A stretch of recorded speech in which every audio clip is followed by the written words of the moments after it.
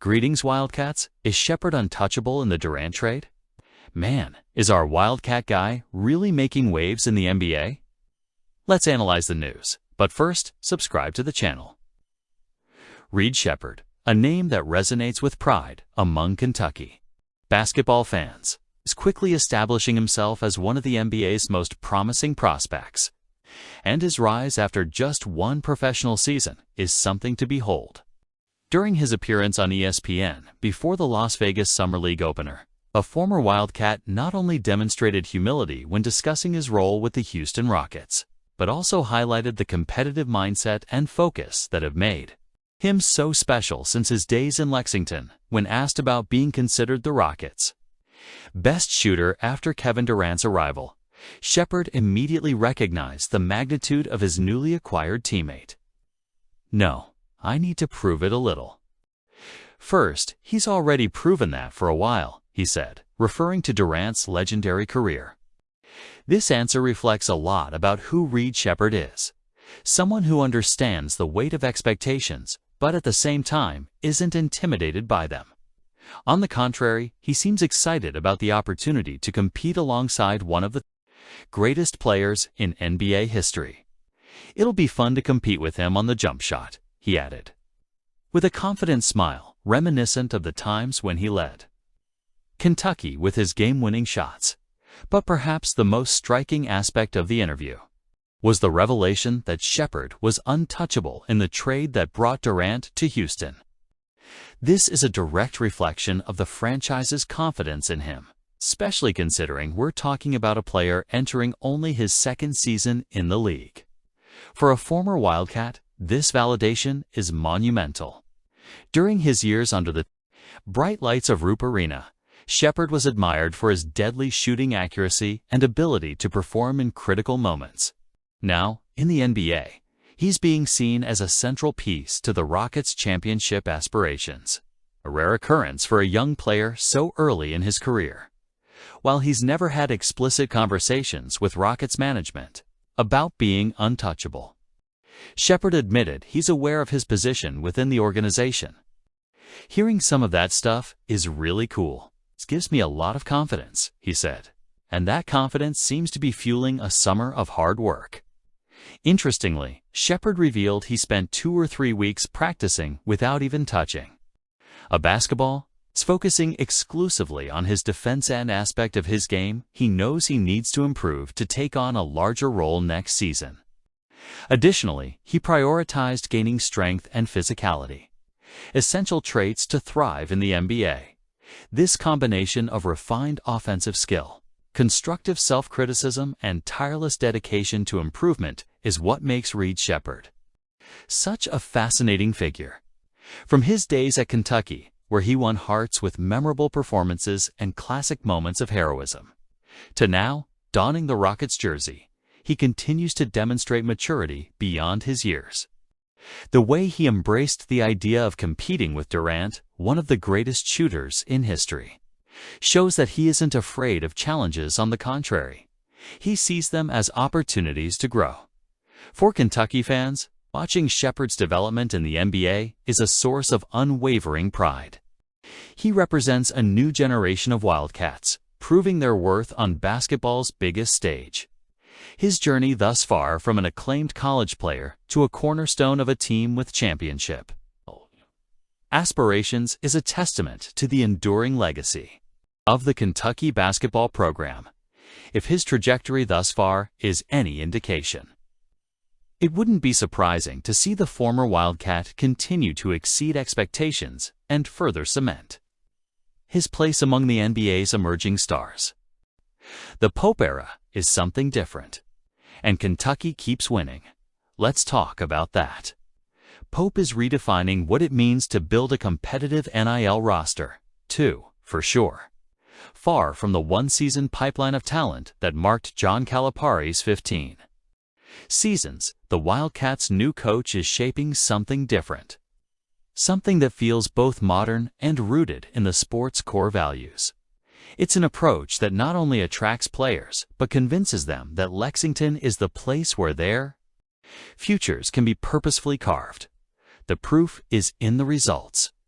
Kentucky's 2025 recruiting class, ranked by 247 Sports as the 4th best in the country and the 5th best transfer class, show that Pope is not just competing, but thriving in a highly competitive market. In a sport where money often talks, Pope's success isn't limited to the program's robust financial resources, so though Kentucky certainly has that advantage. If it were just a matter of budget, programs like Texas A&M would already be dominating the basketball landscape. The difference, as Pope has demonstrated, lies in the way he connects with players, transforming the recruiting process into a quasi-scientific yet deeply personal experience. Take Denzel Aberdine, a backup point guard who was part of Florida's 2025 national championship team, for example. With the departure of key players like Walter Clayton Jr. and Elijah Martin, Aberdine had a chance to take on a more central role with the Gators. His average of 14.4 points per game and 5 starts last season, fueled by injuries to the roster, showed he was ready to shine. However, after a 3-hour call with Popius, 3 hours of a conversation that could have been just another one on the recruiting merry-go-round, Aberdine was convinced Kentucky was his destiny. What makes this remarkable is not just the length of the call, but what happened during it. Pope didn't limit himself to vague promises or the glamour of Kentucky's tradition. He presented detailed analytical charts dissecting Aberdine's shooting, highlighting his already effective performance and pinpointing areas for improvement with almost surgical clarity. They watched game film together, with Pope illustrating exactly how Aberdeen would fit into the Wildcats' offensive system.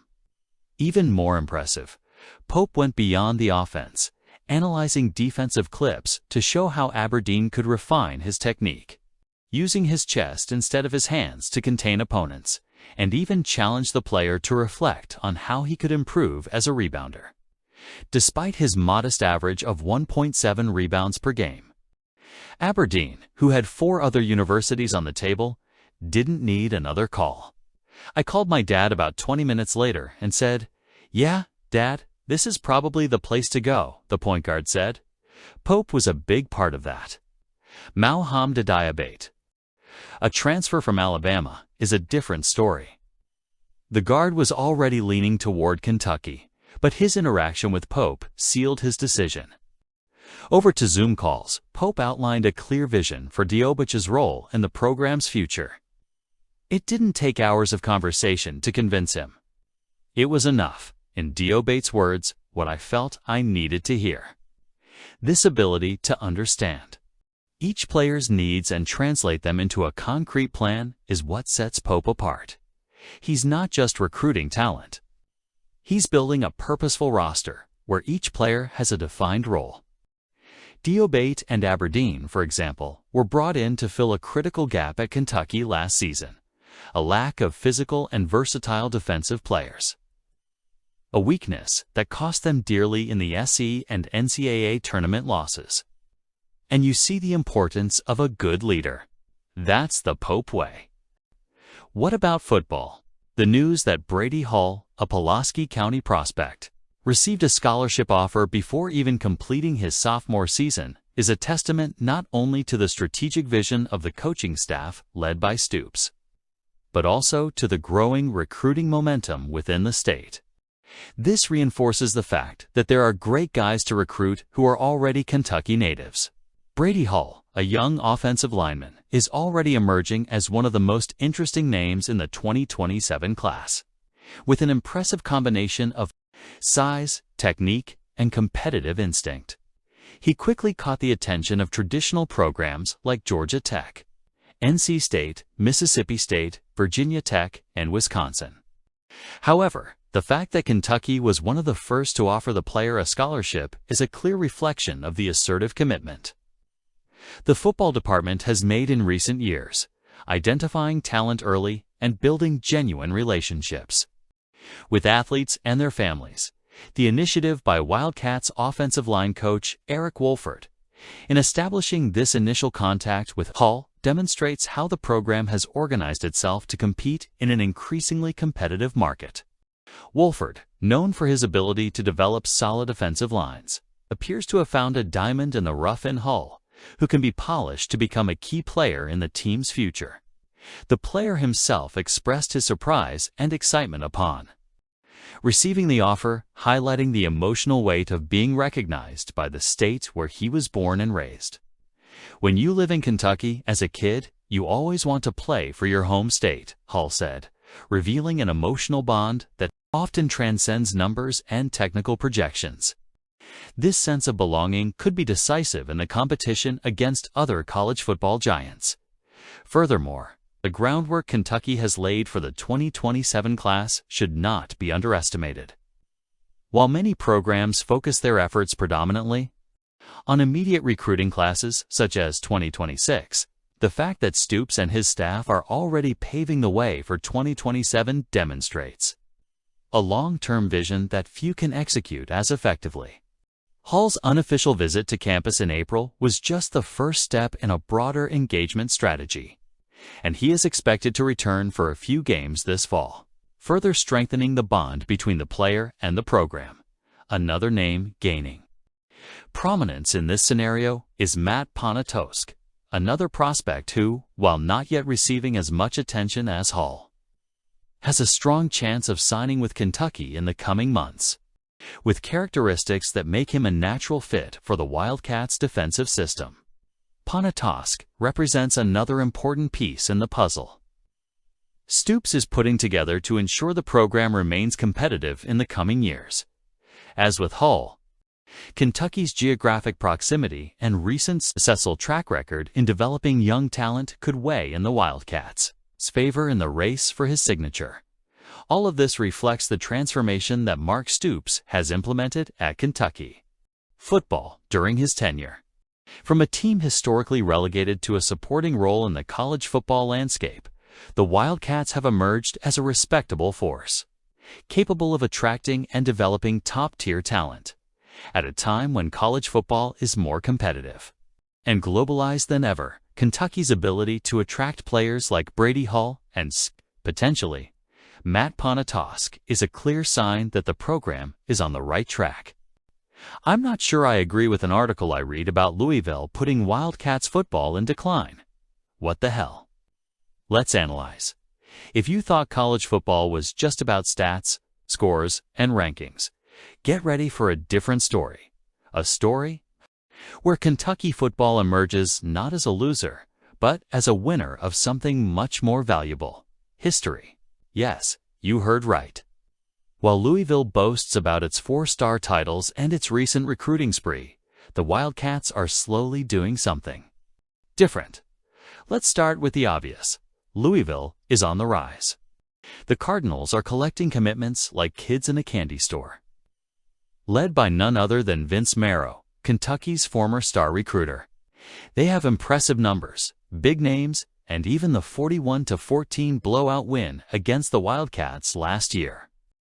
All of this seems to scream domination. But hold on a minute. If there's one thing we've learned from football, learned from life, it's that looks can be deceiving. While Louisville rides a roller coaster at the top of the recruiting rankings, Kentucky is playing a completely different game. Mark Stoops, the coach many want to put on the spot, is building something that goes beyond immediate rankings or instant wins. He's creating a resilient identity, a culture that doesn't rely on star names or dramatic betrayals to survive. Yes, the Wildcats are ranked 45th nationally in the recruiting rankings, behind even Jeff Brohm's Purdue.